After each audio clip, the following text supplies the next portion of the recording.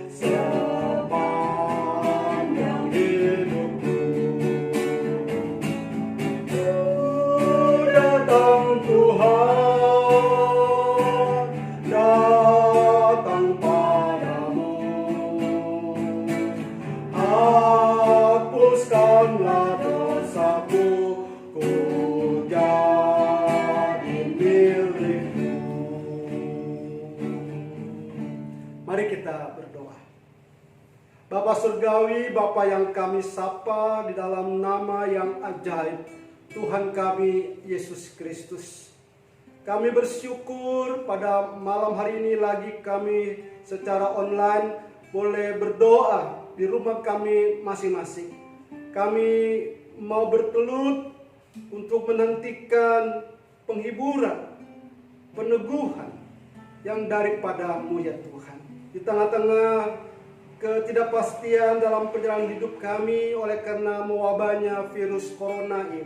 Namun kami memiliki kepastian bahwa ada Tuhan dalam kehidupan kami. Karena itulah kami datang pada jam doa kami malam hari ini. Baik kami jemaat-Mu yang di pusat ataupun yang di Pos Cengklong.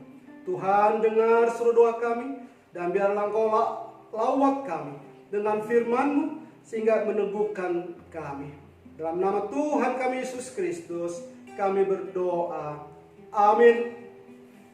Kita akan naikkan pujian untuk mempersiapkan hati kita mendengar firman Tuhan yang pada pesan doa malam hari ini akan disampaikan oleh Ibu Anayanti. Kita siapkan hati kita, untuk itu kita memohon Tuhan menyelidiki hati kita. Selidiki aku, lihatlah hatiku.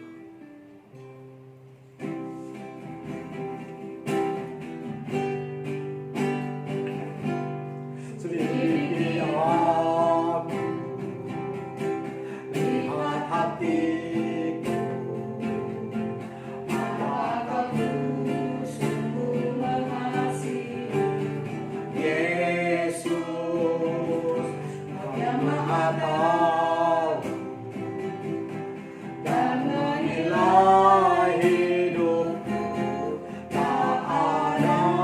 yang tersembunyi bagimu. Katakan, telah kulihat. Kulihat Kebaikanmu yang tak pernah habis di hidupku. Berjuang sampai akhirnya kau dapati aku tetap sedih. Selamat malam Bapak Ibu, kita akan merenungkan firman Tuhan yang terambil dari kitab Ratapan pasal 3 ayat 39 sampai 51. Namun sebelumnya marilah kita berdoa memohon pertolongan Tuhan. Bapa di dalam surga, kami bersyukur malam hari ini sekali lagi kami boleh bersekutu di dalam doa ini. Bapa Surgawi, kami akan mendengarkan firman-Mu terlebih dahulu. Biarlah firman itu membekali, menguatkan, dan meneguhkan kami. Berfirmanlah Tuhan, kami siap mendengar. Hanya di dalam nama Tuhan Yesus kami sudah berdoa. Amin. Kitab Ratapan pasal 3 ayat 39 sampai 51. Saya akan membacakannya perlahan-lahan. Demikian bunyi firman Tuhan. Mengapa orang hidup mengeluh? Biarlah setiap orang mengeluh tentang dosanya. Marilah kita menyelidiki dan memeriksa hidup kita dan berpaling kepada Tuhan. Marilah kita mengangkat hati dan tangan kita kepada Allah di sorga. Kami telah menhurhaka dan memberontak. Engkau tidak mengampuni. Engkau menyelubungi dirimu dengan murka, mengejar kami dan membunuh kami tanpa belas kasihan. Engkau menyelubungi dirimu dengan awan, sehingga doa tidak dapat menembus. Kami kau jadikan kotor dan keji di antara bangsa-bangsa. Terhadap kami semua seteru kami mengangakkan mulutnya. Kejut dan jerat menimpa kami, kemusnahan dan kehancuran. Air mataku mengalir bagaikan batang air karena keruntuhan puteri bangsaku. Air mataku terus menerus bercucuran dengan tak henti-hentinya sampai Tuhan memandang dari atas dan melihat dari sorga. Mataku terasa pedih oleh sebab keadaan puteri-puteri kotaku. Demikian jauh pembacaan firman Tuhan. Yang berbahagia adalah kita sekalian yang mendengar, menyimpan dan melakukannya dalam kehidupan kita. Nah, Bapak Ibu yang dikasih Tuhan, pernahkah kita melihat atau mengalami sendiri ketika suatu kali perut kita melilit? Waduh, kalau sudah melilit, sudah begitu sakit, maka mulailah kita menelisik, meneliti apa yang telah kita makan. Ya, mungkin sudah 3 kali makan dalam sehari, tapi kenapa masih melilit? Apalagi mungkin kita menemukan yaitu sebelum makan tadi kayaknya aku makan rujak. Ya, mana mangga mengkelnya banyak, begitu rakus ya kita, akhirnya perut melilit. Nah, Bapak Ibu yang dikasih Tuhan, kita menelisik sehingga tahu penyakitnya. Demikian juga dengan keadaan bangsa Israel pada waktu itu yang ditulis oleh kitab Ratapan. Yeremia juga mengingatkan mereka, mengapa engkau mengeluh? Apa keluhannya bangsa Israel pada waktu itu Bapak Ibu? Mereka mengeluh karena melihat kehancuran yang terjadi. Kehancuran kota Yerusalem, kehancuran bait Allah yang menjadi kebanggaan mereka. Lebih daripada itu mereka juga dibawa, ditawan ke negeri Babel, ke negeri orang asing. Dan itu sangat memalukan. Mereka mengeluh karena mereka harus mengalami keterpisahan dengan mereka yang ditawan dan mereka yang ditinggalkan. Dan semuanya itu karena dosa. Penyebab utamanya adalah karena dosa.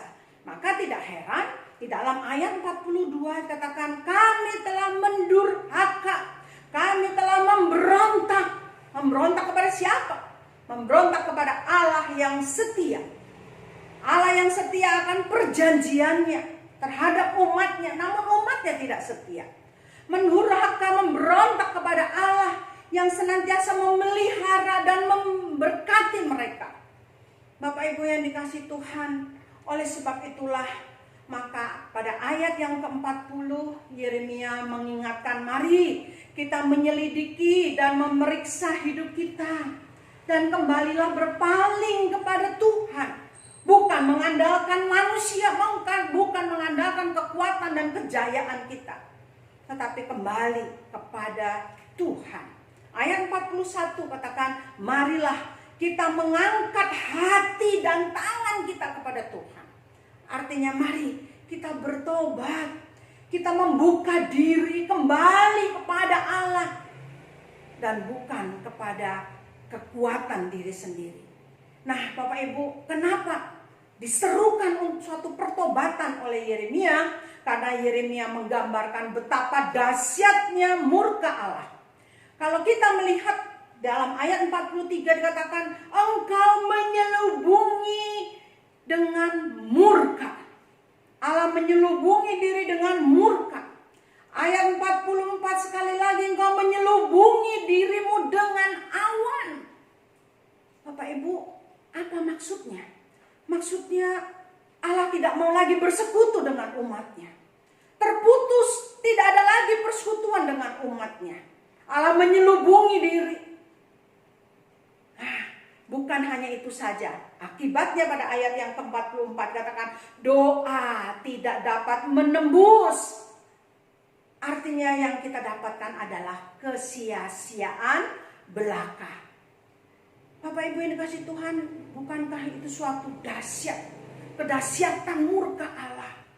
Allah tidak mau lagi melihat, memandang kita, tidak mau lagi bersekutu dengan kita. Apapun yang kita lakukan untuk Tuhan merupakan kesia-siaan. Dan ayat yang ke-45, bangsa Israel dipermalukan di depan banyak bangsa. Dikatakan kotor, keji. Bapak Ibu yang dikasihi Tuhan, kedahsyatan murka Allah yang begitu rupa dialami oleh bangsa Israel pada masa itu. Nah, semuanya ini pun kedahsyatan murka Allah sudah ditimpakan kepada Yesus Kristus pada waktu dia disalib. Ketika dunia menjadi gelap dari jam 12 sampai jam 3. Setelah jam 3 Yesus katakan, Eli, Eli, lama sabachthani. Allahku, Allahku, mengapa engkau meninggalkan aku? Kedahsyatan murka Allah, dia yang tidak berdosa dijadikan dosa, dan dia menanggung murka Allah itu. Dia terima. Bukan kita lagi, karena dia rela menggantikan kita. Bapak Ibu yang dikasihi Tuhan, itulah bersyukur kita hidup di zaman anugerah. Kristus yang tidak berdosa menjadi berdosa, yang menanggung murka Allah, mati kayu salib, menggantikan saya dan saudara. Maka kita patut bersyukur sebagai anak-anak. Dia dipermalukan di atas kayu salib. Allah meninggalkan dia sehingga dunia pun berduka. Dan dia harus berteriak, Allahku, Allahku, mengapa engkau meninggalkan aku? Bapak Ibu yang dikasihi Tuhan, dahsyatnya hukuman Allah sudah ditanggung di dalam Kristus. Sudah digantikan dia. Oleh sebab itu biarlah kita sama seperti Yeremia ini. Ketika itu Yeremia pada ayat 49 dan ayat 50, dia terus menerus memohon belas kasihan dari Allah sambil mengingat akan kasih setia Allah. Karena Yeremia pasti ingat di dalam kitab Mazmur yang ditulis oleh Daud pada Mazmur 103 ayat 8 sampai 10. Tuhan adalah penyayang dan pengasih, panjang sabar dan berlimpah kasih setia. Tidak selalu ia menuntut dan tidak untuk selama-lamanya ia mendendam. Tidak dilakukannya kepada kita setimpal dengan dosa kita. dan tidak dibalasnya kepada kita setimpal dengan kesalahan kita. Bapak Ibu, itulah yang dilakukan oleh Yeremia. Kembali mengingat akan kasih setia Allah dan menantikan belas kasihan daripadanya. Kalau kita sekarang sudah mendapatkan belas kasihan daripadanya, sudah mendapatkan anugerah karena Kristus telah menggantikan kita, maka biarlah kita senantiasa mengingat kasih dan anugerahnya itu dengan hidup menyenangkan hatinya, dengan mengandalkan Dia, memuliakan Dia. Di tengah virus yang Tuhan izinkan terjadi, mari kita bawa keluarga kita, kita bawa hidup kita untuk menyenangkan hatinya, mengandalkan Dia dan memuliakan Dia. Amin. Bapak Ibu, mari sebelum kita memasuki doa pada malam hari ini, kita akan nyanyikan dengan setengah suara, selidiki hatiku dan tiliklah aku. Mari kita nyanyikan lagu ini.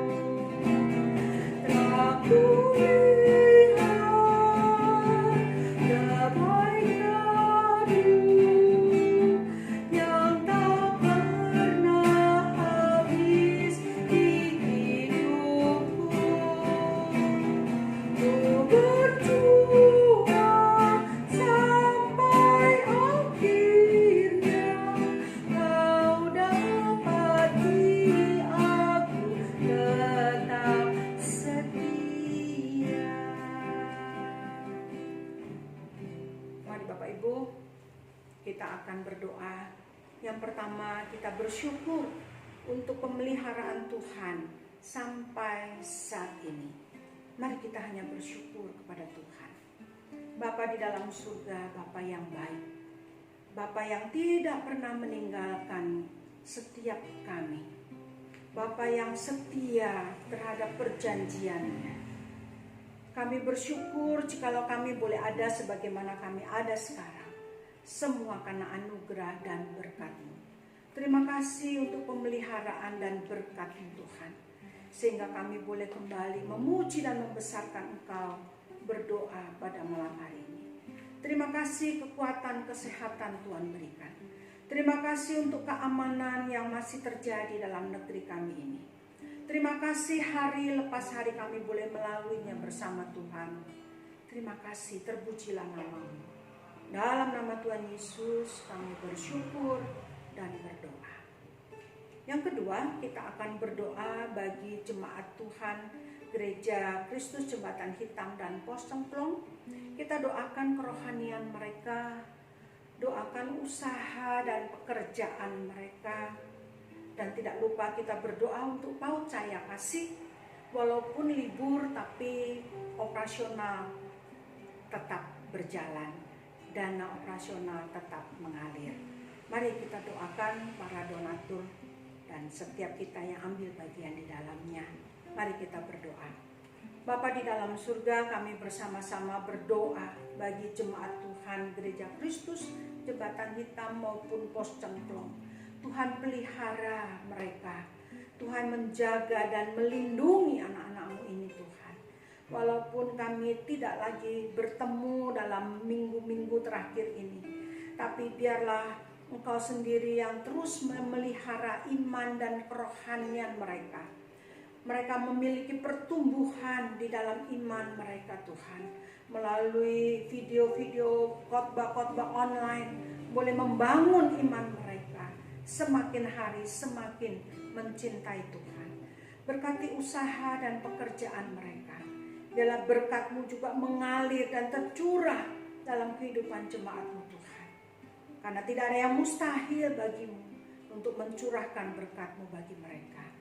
Kami juga mengingat untuk PAUD Cahaya Kasih. Berkati anak-anak tetap memiliki semangat belajar di rumah. Berkati guru-guru yang mengajar melalui PR-PR yang sudah diberikan maupun melalui WhatsApp. Tuhan berkati. Kami juga berdoa ya Tuhan untuk pendanaan yang masih dibutuhkan. Kiranya Engkau sendiri yang menyediakan dan mencukupi. Berkati para donatur, orang tua asuh, kesetiaan mereka dalam mendukung pelayanan ini. Berkati usaha dan pekerjaan mereka. Berkati keluarga mereka. Terima kasih Bapa. Dalam nama-Mu kami berdoa. Amin. Yang ketiga, kita berdoa bagi bangsa dan negara kita. Mari kita berdoa. Bapa di surga, kami bersama-sama juga berdoa bagi bangsa dan negara kami. Berkati para pemimpin-pemimpin negeri ini Tuhan. Baik dari presiden sampai ke jajaran yang paling rendah. Berikan pada mereka hikmat bijaksana. Sehingga apa yang mereka putuskan benar-benar berguna bagi rakyat banyak. Berikan kepada mereka kekuatan, kesehatan. Biarlah hikmat dan takut akan Tuhan boleh ada dalam hati mereka. Bapa Surgawi, Engkau juga menjaga keamanan bagi negeri ini. Kami juga berdoa biarlah Engkau juga terus mengendalikan kestabilan ekonomi di negeri kami ini.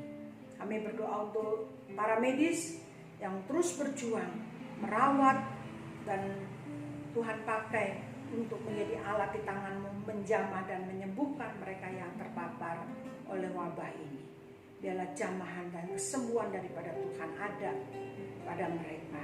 Berkati para tim medis, Tuhan juga jaga dan lindungi mereka. Terima kasih Bapa, inilah seru doa kami. Jikalau sebentar kami akan kembali ke tempat kami istirahat masing-masing.